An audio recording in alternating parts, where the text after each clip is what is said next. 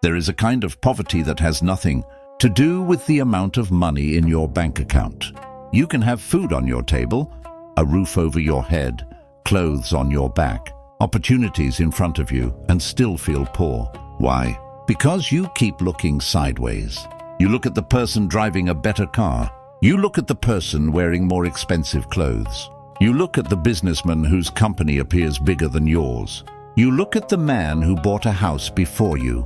You look at someone traveling to places you've never been. You look at someone's lifestyle on social media, and suddenly your own life feels small. Nothing about your circumstances changed. Your income didn't disappear. Your home didn't become smaller. Your achievements didn't become worthless, but your perception changed. And that is where artificial poverty begins. Comparison can take a life that is objectively sufficient and make it feel insufficient. It can make a man with enough believe he has nothing. It can make someone who was once grateful become frustrated. It can turn ambition into envy. It can turn discipline into desperation. And eventually, it can make a person spend money they don't have trying to prove that they belong in a world they were never required to enter. The Stoics understood this problem long before social media existed. They understood that human beings suffer not only because of what happens to them, but because of the judgments they attach to what happens. Seneca repeatedly challenged the idea that wealth is simply the possession of more things. Marcus Aurelius constantly reminded himself to focus on what was within his control rather than becoming consumed by external circumstances. Epictetus taught that our judgments about things can disturb us more than the things themselves. And this gives us a powerful principle. Comparison does not merely show you what another person has. It can convince you that what you have is worthless. That is artificial poverty. And today we're going to break it down. We're going to examine how comparison creates the feeling of poverty, how modern society profits from dissatisfaction, why social media intensifies the problem, how comparison destroys financial discipline, and most importantly, how to recover your peace using Stoic principles, because the goal is not to stop improving. The goal is to improve without becoming enslaved to someone else's life. Chapter 1. The First Lie of Comparison. Comparison begins with a simple question. Why don't I have what he has? At first, that question seems harmless. Maybe you see someone successful and become inspired. You think, if he built something, perhaps I can build something too. That can be healthy. But there is another version. You see his success and immediately conclude, because he has more than me, I am behind. Now the problem begins. You have taken another person's circumstances and turned them into a measurement of your own worth. That is a dangerous psychological transaction, because there will always be someone ahead of you in something. Someone will have more money. Someone will have more followers. Someone will have a better body. Someone will have a bigger house.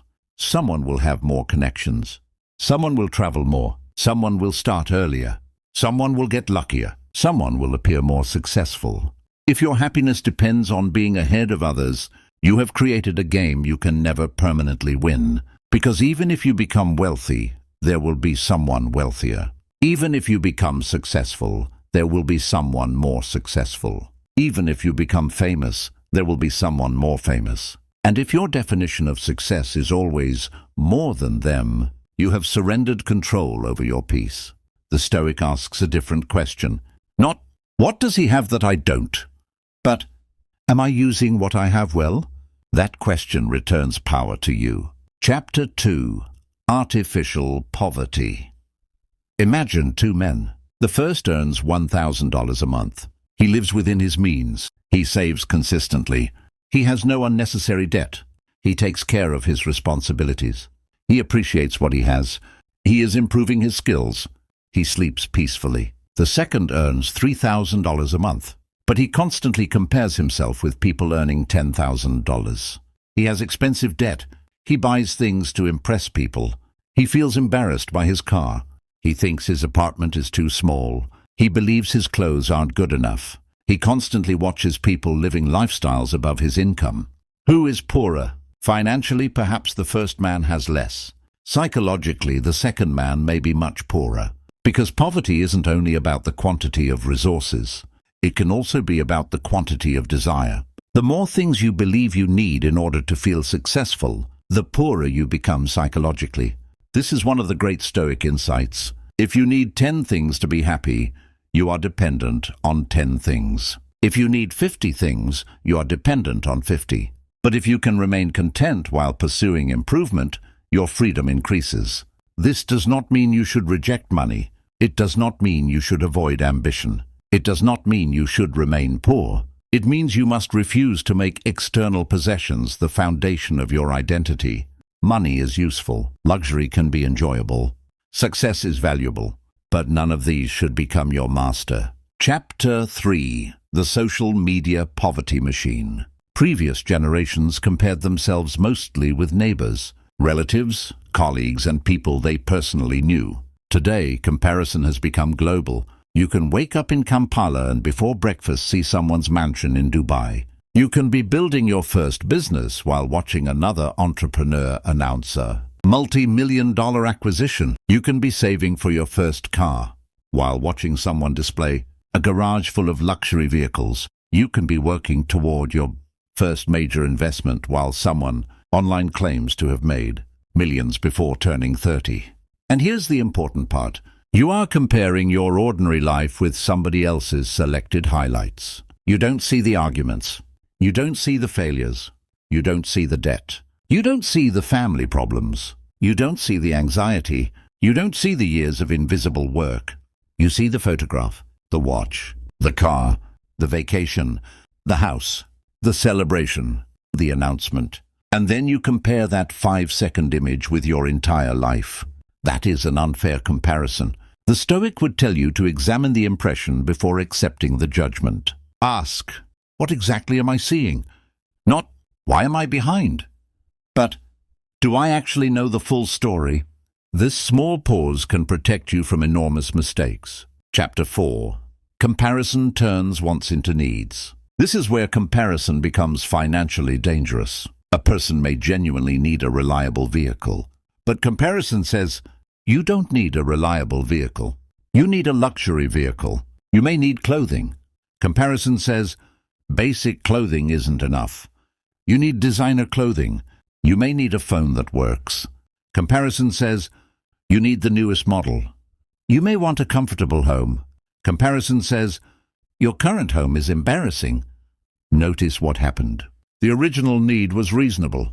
Comparison expanded it. This is how artificial poverty is created. The market doesn't always have to convince you that you need something. Sometimes it only needs to convince you that someone else is living better than you. Once dissatisfaction appears, consumption becomes the proposed solution. You feel inadequate. You buy something. You feel better temporarily. Then someone else displays something better. You feel inadequate again. So you buy again. The cycle continues. And the person who benefits from your insecurity is not you. The Stoic solution is simple but demanding. Separate needs from desires. Ask yourself before spending, would I still want this if nobody could see it? That question is powerful. If the answer is yes, perhaps it genuinely adds value to your life. If the answer is no, perhaps you are not buying the object. Perhaps you are buying recognition. Chapter 5. The cost of trying to look rich. One of the most expensive forms of poverty is trying to appear wealthy. A person may earn modest income but finance a lifestyle designed to make other people think he is successful. The car payment is enormous. The clothes are expensive. The phone is upgraded constantly. The restaurants are chosen for appearance rather than value. The vacations are financed through debt. The savings account remains empty. But the social media profile looks impressive. This is not wealth. This is performance. And performance is expensive. A Stoic would ask, who are you trying to impress? Because if your financial decisions are controlled by an imaginary audience, you are not financially free. You are being governed by strangers. Think about how absurd that is. You work for money. Then you spend that money trying to impress people. Then you work more because you spent the money. Then you become stressed because you need more income. Then you buy more things because you feel stressed. Eventually you discover that your lifestyle is consuming. the very freedom your money was supposed to create. The Stoic path reverses the process. Earn, save, invest, build. Live below your means. Buy what serves you. Ignore unnecessary applause. Let your financial life become quieter, because real wealth often looks boring from the outside. Chapter 6. Marcus Aurelius and the Discipline of the Inner World. Marcus Aurelius was surrounded by wealth, power, status, politics, military conflict, and enormous responsibility. Yet he repeatedly returned to the question of character. Why? Because external position cannot guarantee internal stability. You can be emperor and still be ruled by anger. You can be wealthy and still be ruled by greed. You can be admired and still be ruled by insecurity. You can have power and still be psychologically dependent on approval. That is why Stoicism focuses so strongly on the inner life. The central question is not, how impressive is my life compared with someone else's? It is, what kind of person am I becoming? That changes everything, because character is not measured by somebody else's possessions. Discipline does not become less valuable because another person has more money. Integrity does not become less valuable because another person has more followers. Wisdom does not become less valuable because another person has a bigger house. You can admire another person's achievements without making them an indictment of your own life. That is maturity. Chapter 7. Epictetus and the Return of Control. Epictetus gives us one of the most useful Stoic frameworks. Some things are within our control. Others are not. Your actions are within your control. Your choices are within your control. Your spending habits are largely within your control. Your effort is within your control. Your preparation is within your control. But someone else's income, not fully. Someone else's success, not fully. Someone else's appearance, not fully. Someone else's possessions, not fully. Someone else's opinion, definitely not fully. So why would you build your emotional life around things you cannot control? When you compare yourself constantly, you voluntarily surrender your peace to external circumstances. Someone buys a new car, your mood changes. Someone gets promoted, your mood changes. Someone gets married, your mood changes. Someone starts a business, your mood changes. Someone becomes famous, your mood changes. Your emotional state becomes a remote control operated by other people's lives. The Stoic takes the remote back. Chapter 8. Comparison destroys gratitude. Gratitude is difficult when your eyes are permanently looking upward.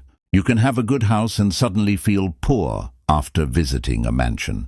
You can have a good car and suddenly feel embarrassed after seeing a luxury vehicle. You can have enough clothes and suddenly believe you have nothing after seeing someone's wardrobe. The possessions did not change. Your reference point changed. This is why gratitude is not merely saying, I am thankful. Gratitude requires attention. You must actually see what is already present.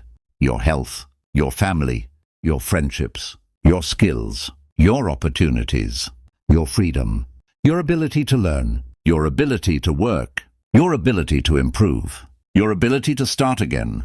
The Stoic does not deny ambition. The Stoic simply refuses to let ambition erase appreciation. You can say, I want more, while also saying, I appreciate what I have. Those two statements can coexist. In fact, they should. Chapter 9. The dangerous difference between ambition and envy. Ambition says, I want to become better. Envy says, I cannot stand that he is better. Ambition studies success. Envy resents success. Ambition asks, what can I learn? Envy asks, why does he deserve it? Ambition builds. Envy consumes. This distinction matters enormously. Suppose you see someone who has built a successful business. You could say, what did he do well? What skills can I learn? What mistakes can I avoid? That is productive comparison. But you could also say, he's lucky. He's probably cheating. People like him don't deserve that. Now, comparison has become poison. The Stoic does not need to hate another person's success. He can study it without worshipping it. He can admire it without becoming enslaved by it. He can learn from it without losing himself. That is the healthy form of comparison. Chapter 10. Stop using someone else's timeline. Another form of artificial poverty comes from comparing timelines. You are 25 and someone is already wealthy. You are 30 and someone has built a major company. You are 40 and someone younger is achieving things you have not yet achieved. Then you conclude, I am late. But late according to whom? Life is not a single race where everyone starts from the same line. People have different circumstances, different opportunities, different responsibilities, different skills, different environments, different setbacks, different advantages, different starting points. Your job is not to win someone else's race. Your job is to run yours properly. Seneca's philosophy reminds us that time itself is one of our most valuable possessions, and wasting your time obsessing over someone else's progress is especially tragic.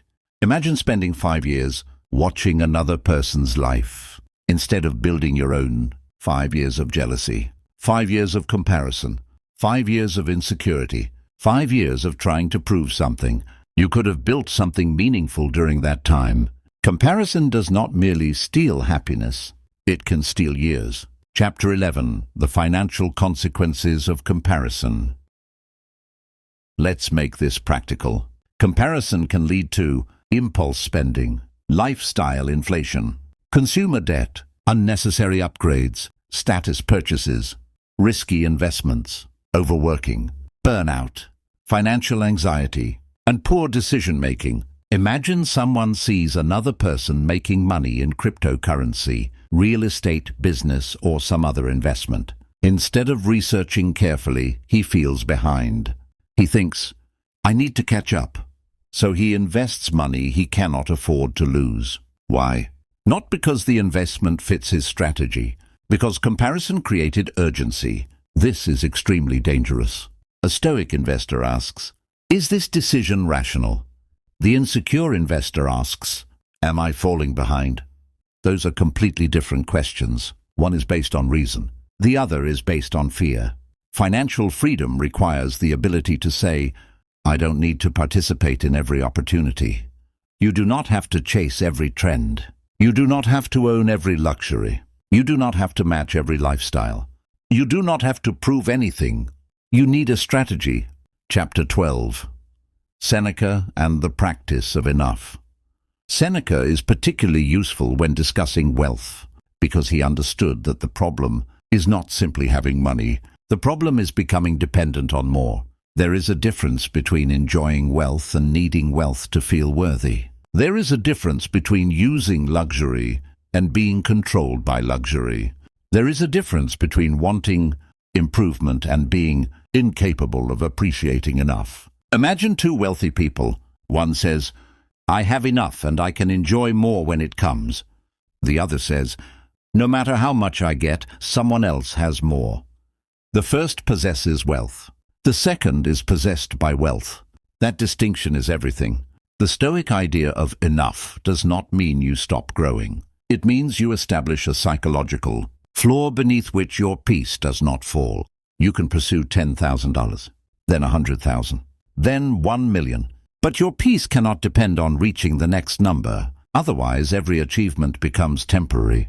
The moment you reach the goal moves. Chapter 13. The algorithm of insecurity. Modern platforms are exceptionally good at showing you what attracts attention. And what attracts attention? Extreme success, extreme beauty, extreme wealth, extreme lifestyles, extreme transformations. You rarely see, I lived responsibly today. You rarely see, I saved a little money this month. You rarely see, I stayed within my budget. You rarely see, I spent a quiet evening with my family. Those things are valuable, but they are not always spectacular, so your screen can gradually distort reality. You start thinking everyone is richer, everyone is traveling, everyone is winning, everyone is building, everyone is beautiful, everyone is successful, and you are the only person struggling. But you're not. You're simply seeing a highly edited sample of reality. The Stoic response is not necessarily to abandon technology. It is to control your exposure. Ask yourself, what enters my mind every day?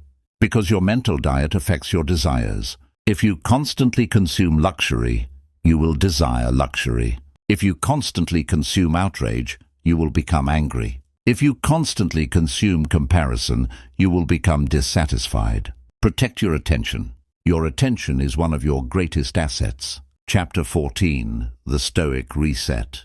So how do we escape artificial poverty? We begin with a reset. For the next 30 days, stop measuring your life against other people's possessions. Not because other people are bad, not because success is bad, but because you need to hear your own thoughts again. Reduce unnecessary exposure to lifestyle content. Stop following accounts that consistently make you feel inadequate. Stop checking what competitors are buying. Stop obsessing over other people's income. Stop using social media as a financial benchmark. Then ask yourself, what do I actually need? What do I actually value? What am I trying to build? What does financial freedom mean to me? What would I still want if nobody knew I had it? Those questions rebuild your internal compass. Chapter 15. Create your own scorecard. If you do not create your own definition of success, society will create one for you. And society's scorecard is usually simple. More money, more followers, more possessions, more status, more recognition, more attention. But the Stoic creates a different scorecard. Did I keep my promises? Did I control my spending? Did I improve my skills? Did I act with courage? Did I tell the truth? Did I save? Did I invest wisely? Did I treat people fairly? Did I use my time well? Did I become more disciplined? Did I become less dependent on approval? Now you have measurable progress. And here's something beautiful. Your scorecard can improve even when nobody else notices. You can become more disciplined without receiving applause. You can become wealthier without displaying it. You can become wiser without announcing it. You can become stronger without posting about it. That is Stoic progress. Quiet, internal, real. Chapter 16. Learn to admire without envy. You don't have to pretend that successful people don't impress you. You don't have to say, money doesn't matter. If money matters to you, admit it. If you admire someone's business, admit it. If you want a beautiful home, admit it. If you want financial freedom, admit it. Stoicism is not pretending you have no desires. It is learning to govern them. When you see someone successful, say, good, what can I learn? If someone has built a great company, study the company. If someone manages money well, study the habits. If someone has discipline, study the discipline. Turn comparison into education. That is one of the greatest transformations you can make. Instead of, his success makes me feel poor, say, his success gives me information. Now the same person who once threatened your ego becomes a source of knowledge. Chapter 17. Your wealth should buy freedom, not applause. Ask yourself what you actually want money to accomplish. Do you want a car? Why? Do you want a bigger house? Why? Do you want expensive clothes? Why? Do you want more income? Why? Keep asking why until you reach the real answer. Perhaps you want security. Perhaps you want freedom. Perhaps you want to help your family. Perhaps you want control over your time. Perhaps you want to build something meaningful. Perhaps you want to stop living paycheck to paycheck. Those are legitimate goals. But if the real answer is, I want people to respect me, you have a deeper problem, because there is no amount of money that can permanently satisfy the need for external validation. There will always be someone who does not care. There will always be someone richer. There will always be someone more impressive. Build wealth for freedom, not applause. Chapter 18. The power of living below your means. One of the quietest forms of strength is being able to afford something, but choosing not to buy it. That is self-control. You see the upgrade, you can afford it. But you ask, does this improve my life enough to justify the cost? If the answer is no, you walk away. That is not weakness. That is power. Because the ability to say no creates financial space. Every unnecessary purchase creates a future obligation. Every avoided purchase creates optionality. Savings give you time. Investments give you potential. Low expenses give you flexibility. And flexibility is a form of wealth. You may not look rich, but you are becoming harder to control. That is real financial strength. Chapter 19. The Stoic Definition of Richness. Perhaps the most important question is, what does it mean to be rich? Is it having the most or needing the least? The Stoic answer leans toward the second. A rich person is not necessarily someone who owns everything. A rich person may be someone who is not psychologically dependent on everything. He can enjoy luxury without needing luxury. He can lose possessions without losing himself. He can see someone richer without feeling inferior. He can experience temporary financial difficulty without believing that his identity has collapsed. He understands, I'm more than what I own. That is freedom. Chapter 20. Your life is not a competition. At the end of the day, comparison asks, am I ahead of them?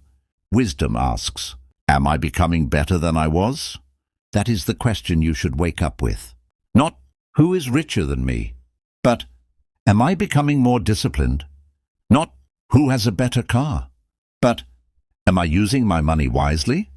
Not, who is more successful? But, am I using my abilities? Not, why doesn't my life look like theirs? But, what kind of life do I actually want? That is how you escape artificial poverty. You stop allowing other people's lives to determine the value of your own. Conclusion: stop looking sideways. Comparison is one of the most subtle forms of poverty, because it can make you feel poor while you are actually progressing. It can make you feel unsuccessful while you are actually building. It can make you feel behind while you're exactly where your current journey requires you to be. The problem is not that other people have more. The problem begins when their having more convinces you that you have less value. Their success does not subtract from yours. Their wealth does not make your discipline meaningless. Their house does not make yours worthless. Their car does not make your transportation inadequate. Their journey does not invalidate yours. You can admire them. You can learn from them. You can compete with yourself. You can pursue greater wealth, but you must not surrender your peace to comparison. Remember the Stoic principle: control what is yours. Your effort is yours. Your discipline is yours. Your spending is yours. Your choices are yours. Your character is yours. Your attention is yours. Your response is yours. Someone else's lifestyle is not yours. Someone else's timeline is not yours. Someone else's possessions are not yours. And someone else's opinion of your life is not yours. So stop measuring your life with somebody else's ruler. Stop buying things to impress people who are not paying your bills. Stop turning wants into needs because someone else has more. Stop confusing appearance with wealth. Stop confusing income with freedom. Stop confusing consumption with success. And most importantly, stop calling yourself poor simply because someone else has more. You may have less than somebody else. That is not poverty. You may be behind somebody else. That is not failure. You may still be building. That is not shameful. The real danger is becoming so obsessed with what others possess that you fail to recognize what you are capable of building. Build quietly. Save deliberately. Spend intelligently. Invest patiently. Improve continuously. And let your standard of success come from your values, not from somebody else's Instagram page. Because the richest man is not always the man with the most possessions. Sometimes, the richest man is the one who can look at another person's success and say, good for him. Then turn around, look at his own life, and say, now let me continue building mine. That is Stoic wealth. That is financial freedom. And that is how you escape the artificial poverty created by comparison.